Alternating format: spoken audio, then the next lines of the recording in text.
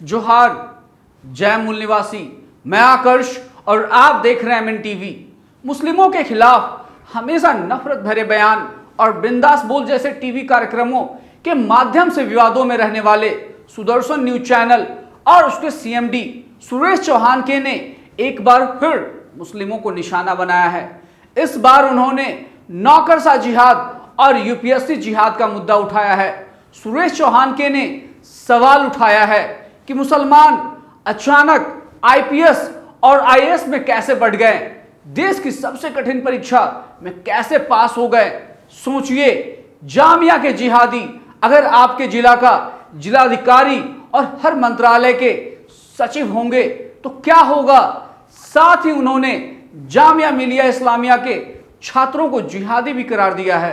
जामिया मिलिया इस्लामिया के छात्रों को जिहादी करार देने के बाद जामिया मिलिया प्रशासन ने सुदर्शन चैनल और उनके संपादक के खिलाफ मोर्चा खोलते हुए कार्रवाई करने की मांग की है। गुरुवार को शिक्षा मंत्रालय को पत्र लिखकर सुदर्शन न्यूज चैनल और इसके प्रधान संपादक सुरेश चौहान के खिलाफ विश्वविद्यालय की छवि को धूमिल करने के लिए कार्रवाई करने की मांग की गई है। जामिया के पीआरओ अहमद अजीम ने कहा, हमने शिक्षा मंत्रालय को पूरे प्रकरण की जानकारी देते हुए उनसे उचित कार्रवाई करने का अनुरोध किया है। हमने उन्हें बताया कि सुदर्शन चैनल ने न केवल जेएमआई और एक विशेष समुदाय की छवि को धूमिल करने की कोशिश की है बल्कि यूपीएससी की छवि को भी खराब किया है। जामिया की वीसी नजमा अख्तर ने द इंडियन एक्सप्रेस को बताया कि विश्वविद्यालय इस मुद्दे पर अदालत नहीं जाएगा। उन्होंने यह भी कहा कि चौहान के ने जिहादी की एक नई धर्मनिरपेक्ष परिभाषा दी है। हम उन्हें बहुत अधिक महत्व नहीं देना चाहते। जहां तक हमारे छात्र का संबंध है, आरसीए के 30 छात्रों को इस बार चुना गया है, जिनमें से 16 मुस्लिम और 14 गैर मुस्लिम हैं।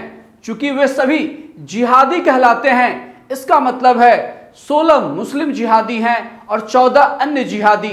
भारत को जिहादियों की नई धर्मनिरपेक्ष परिभाषा दी गई है।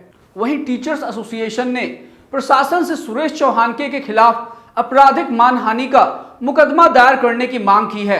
टीचर्स एसोसिएशन का कहना है कि सुरेश चौहान के द्वारा भारत विरोधी और जेएमआई विरोधी टिप्पणी की गई है।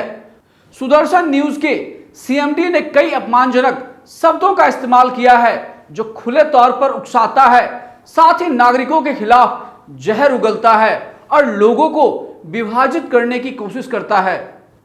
सुदर्शन न्यूज के प्रधान संपादक सुरेश चौहान के विवादित ट्वीट के बाद सोशल मीडिया पर उनकी आलोचना हो रही है। वहीं आईपीएस एसोसिएशन ने एक ट्वीट में चौहान के इस वीडियो की निंदा की है और इसे सांप्रदायिक और गैर जिम्मेदाराना पत्रकारिता करार दिया है। आईपीएस अधिकारी आरके विज ने ट्वीट कर इसे निंदनीय बताया और कहा इसे रोका जाना चाहिए। आईपीएस अधिकारी अवनीश सरन ने ट्वीट करते हुए लिखा, यह टीआरपी की मंडी में नई एंट्री है। कथित पर्दाफाश के स्रोत और विश्वसनीयता के बारे में इनसे पूछा जाना चाहिए।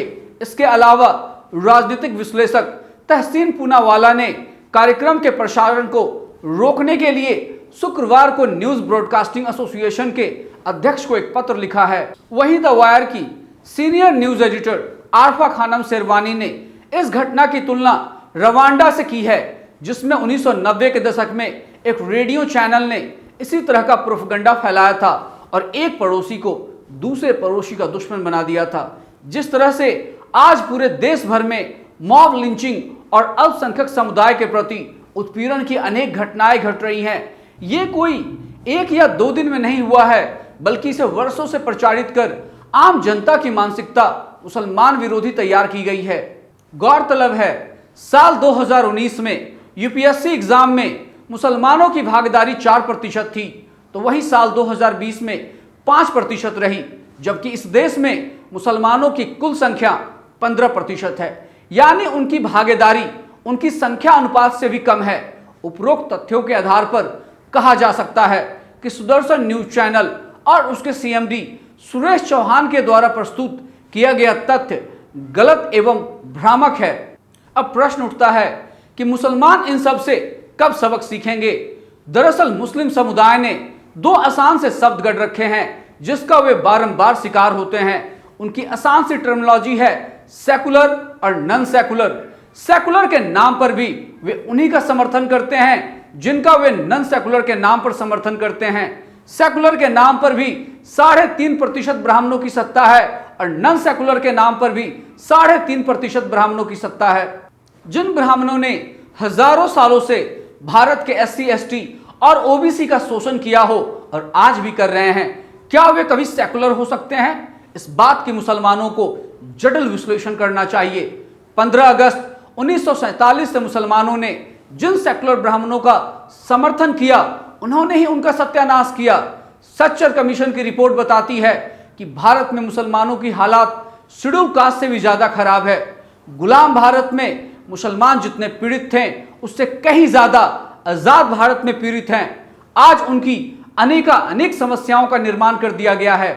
दूसरी बात है, मुसलमान SC ST OBC को हिंदू कहते हैं, जबकि दस्तावेजी प्रमाणों के आधार पर यह सिद्ध हो चुका है कि SC ST OBC के लोग हिंदू नहीं हैं। उनको हिंदू कहने के पीछे मुसलमानों का एक तर्क यह भी होता है कि SC ST OBC भी अपने आप को हिंदू कहते हैं।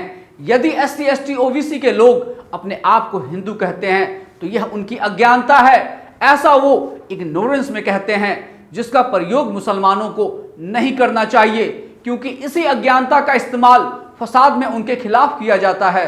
मुसलमानों द्वारा SC ST OBC के लोगों को हिंदू कहे जाने से इनका पूर्ण समर्थन उन ब्राह्मणों के पक्ष में चला जाता है जिनको वो नॉन सेकुलर कहते हैं, और यही नॉन सेकुलर ब्राह्मण फसाद में इन SC ST OBC का इस्तेमाल उनके खिलाफ करते हैं।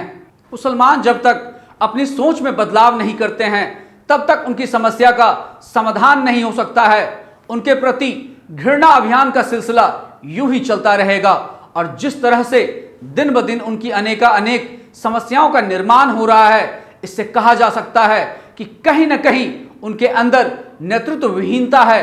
कोई भी संगठन उनके अंदर इस तरह का नेतृत्व करता दिखाई नहीं दे रहा है। मुसलमानों ने जो दो कम्युनल और नॉन कम्युनल जैसे शब्दों को गढ़ रखा है, उससे ऊपर उठकर उनके अंदर कोई नेतृत्व करता आज की तारीख में दिखाई नहीं दे रहा। मुसलमानों को सेकुलर और नॉन सेकुलर जैसे शब्दों से ऊपर उठकर खुद की शक्ति का निर्माण करना चाहिए एवं मजलूमों का इत्तेहाद करना चाहिए। तब जाकर कहीं ना कहीं उनकी समस्या का समाधान हो सकता है, अन्यथा इस तरह के हेट प्रोपेगेंडा का अभियान यूं ही चलता रहेगा और वे उत्पीड़न की अनेक घटनाओं का शिकार होते रहेंगे।